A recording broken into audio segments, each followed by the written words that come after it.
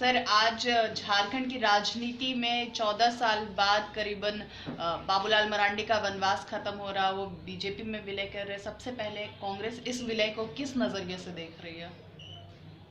देखिए, आज का जो विलय हुआ है ये बाबूलाल जी का ही अपना विलय हुआ, जेवीएम का नहीं हुआ। जी। और बाबूलाल जी का के आने से भारतीय जनता पार्टी जो ढिढोरा पीट रहे हैं उनके आने से पार्टी बहुत मजबूती होगा। 2020 का जो है इतिहास रचेगी, इस तरह की बात जी। हम सुन रहे हैं। मुझे नहीं लगता है। कुछ दिन पहले की बात है, बाबूलाल जी का अपना बयान था कि कुतुब मीनार से कूद जाएंगे, झाड़ू लगा लेंगे, फिर भी बीजेपी में भी नहीं जाएंगे। ये इनका कहना वर्षन था। और जब सरकार हम लोग का बनी उस दिन भी उन्होंने लिखित हम लोग को समर्थन दिया कि हम गठबंधन के साथ हैं, हम बीजेपी के साथ नहीं है। और तीसरा प्रकरण जो शुरू होती है उसमें कहता है कि हमारा अपना घर है, हम वापसी करते हैं। तो जनता का विश्वास बाबूलाल जी खो दिए। ये मैं नहीं कहता हूं, एक जो भी आदमी जनता विश्वास करते हैं उनका काम, क्रियाकलाप, उनका बात, उनका चीज से तो मुझे न कहीं मुझे लगता है कि बाबूलाल जाने से ना कांग्रेस को कोई फर्क पड़ेगा, ना उनकी पार्टी मजबूती होगी। ये आने वाले दिनों में आप देख पाएंगे। और ये विलय जो हुआ है निश्चित तौर पर खाली उनकी ही विलय। तो आप ये कहना चाह रहे हैं बाबूलाल जी सिर्फ इंडिविजुअली बीजेपी में चले गए, जेवीएम का विलय हम ये मान लें कि कांग्रेस इंडिविजुअली है तो उन्होंने देखा नहीं, पहले बंदोत्री की पार्टी से निष्कासित किया जी, फिर उनको क्या बोला हटा दिया। विधायक दल का नेता जब चुना जाता है कौन उसको चुनता है? विधानमंडल का दल का जितने भी सदस्य उनको चुनता है। लेकिन विधान दल का मंडल के लोग यदि जो एमएलए हैं उन पर कोई बातचीत नहीं है, एक बार अध्यक्ष के नाते उनको हटा दिया जाता है। ये नियम के खिलाफ है। इसलिए मिला जुला कर कहा जाता है कि ये उनका विलय हुआ है और ना ही कांग्रेस पर और गठबंधन पर कोई असर पड़ने वाला है। तो ये एक आप आरोप भी लगा रहे हैं बाबूलाल मरांडी पे कि वो सिर्फ अपने दिल की आवाज को सुनते हुए विधायक दल के नेता को उनके पद से हटा देते हैं और एक दिन रातों रात घोषणा कर देते हैं कि जेवीएम बीजेपी में चली गई। साथ में उनके दो अलग विधायक भी हैं, उनसे बिना राय शुमार किए हुए। मैंने तो कहा कि उनका जो क्रियाकलाप हुआ है, संगठन में जो लोग हैं उन लोग से भी हमको बातचीत हो रही है।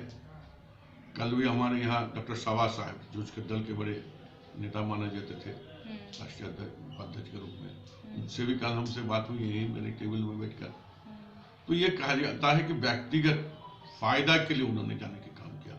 पार्टी की जाए कहाँ, क्या होगा पार्टी का असर, इससे कोई सरोकार नहीं, सिर्फ अपना हित के लिए हो गए।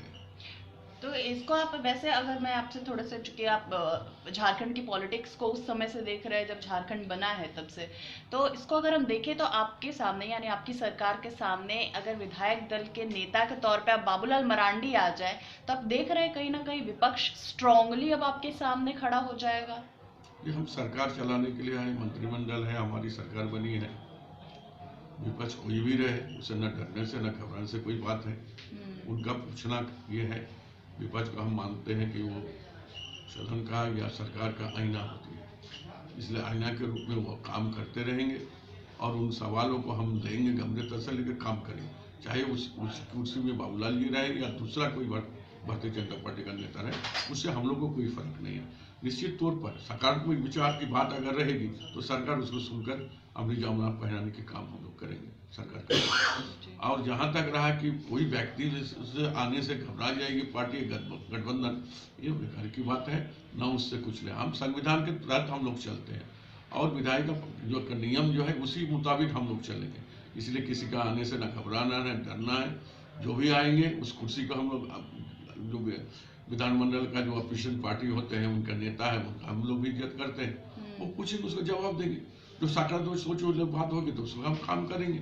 जी। नहीं कर सकते। तो जेवीएम से बंधु तिर्की और प्रदीप यादव यानी 2 विधायक आपके पास, एक विधायक अगर हम एक संवैधानिक पद के तौर पे देखें तो एक ही विधायक संवैधानिक तौर पे बीजेपी में शामिल हुए हैं, जेवीएम के 2 विधायक आपके दल में, तो हम ये मान लें कि जेवीएम आपके साथ ज्यादा है, जेवीएम बीजेपी के साथ कम चला गया, अगर हम जेवीएम को डिवाइड करके देखें तो निश्चित तौर पर देखा जाता है 10 शेड्यूल का अगर नियम का हम लोग देखते हैं, उसमें देखेंगे जो 2 विधायक एक तरफ है और 1 विधायक एक तरफ है, तो किसका होना चाहिए तो आप भी समझ रहे हैं, हम भी समझ रहे हैं।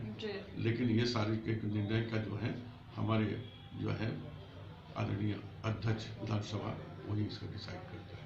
कांग्रेस में कहीं ना कहीं थोड़ी बहुत नाराजगी देखने को मिल रही है। इरफान अंसारी कई बार जो है वो पार्टी लाइन से हट के बयान दिए हैं कि हम इसके खिलाफ हैं, हम बिल्कुल स्वागत नहीं करेंगे प्रदीप यादव जैसे लोगों का पार्टी में। कैसे आप मना लिए इरफान अंसारी को, कैसे चुप हो गए इरफान अंसारी? देखिए, इरफान अंसारी अपना बात को, अपना भावना को व्यक्त कर रहे हैं जी। जहाँ आला कमान के यहाँ उसका अगर एंट्री हो जाती है तो निश्चित तौर पर कोई भी विधायक या कोई भी संगठन के लोग उसको सर्वमान्य मानकर चलते हैं। इसलिए इरफान साहब को लगा, उन्होंने अपना बात को रखे, लेकिन आलाकमान ने जब उसको तय कर लिया कि उसको पार्टी में लिया जाएगा, उसके बाद फिर कोई बात नहीं, डिस्प्यूट नहीं। आलमगीर जी, मैं एक छोटा सा चीज जानना चाहूंगी कि क्या 2 जेवीएम के विधायक आपके पास आ रहे हैं तो आपको कोई बेनिफिट हो रहा है इससे, या बीजेपी के पास बाबूलाल चले गए तो बेनिफिट होगा? मैं एक आम इंसान के नजरिए से इस चीज को समझना चाह रही हूँ। देखिए, हम लोग का काम यही रहता, प्रयास यही रहता है, एमएलए आए, एमपीज आए, आम जनता आए, कार्यकर्ता जितना भी जुड़ेगा पार्टी उतना मजबूत होगी। इसको साधारण वर्कर भी हमारे साथ आते हैं, साधारण नेता भी आते हैं, एमएलए एमपी आते हैं, तो पार्टी को मजबूती करने के लिए आते हैं। इसको धन्यवाद।